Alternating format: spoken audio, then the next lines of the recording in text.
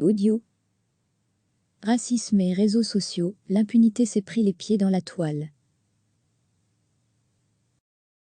Les réseaux sociaux, c'est un outil prodigieux qui permet de communiquer instantanément avec le monde entier. Rien que sur Facebook, 4,5 milliards de contenus sont partagés chaque jour. Mais dans cette masse de publications, on retrouve sans difficulté des messages qui incitent à la haine raciale.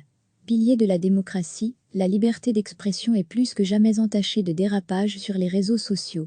Parmi les auteurs de ces publications racistes, il y a bien sûr l'internaute isolé. Mais un phénomène prend de plus en plus d'ampleur. Des groupes, voire des communautés, s'organisent pour inonder de messages racistes, une cible bien déterminée.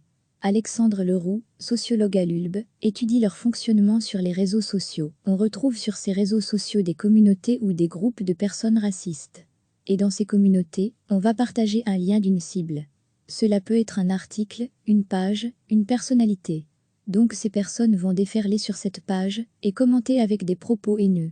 Et aussi, ces commentaires vont être rendus très visibles par ces mêmes personnes qui vont liker ces commentaires racistes rendant les propos très présents sur cette page.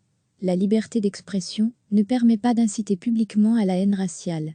Les auteurs de ce genre de publications peuvent être condamnés à une peine de prison qui peut aller jusqu'à 1 an ou une amende qui peut atteindre les 8 000 €.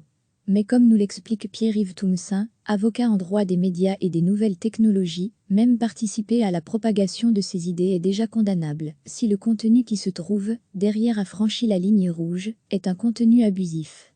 La personne qui partage ou like simplement ce contenu, ou qui dit adhérer à ce contenu, peut être condamnée.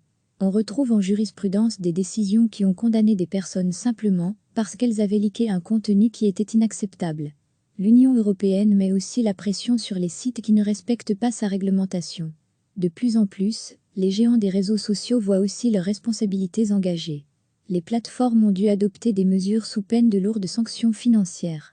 Patrick Charlier, directeur d'UNIA, observe et explique l'attitude des réseaux sociaux depuis que la Cour européenne de justice a rendu des arrêts qui les obligent à réagir. Ils se sont rendus compte qu'il y a, pour eux, un risque de continuer à laisser s'exprimer cette haine sur les réseaux sociaux.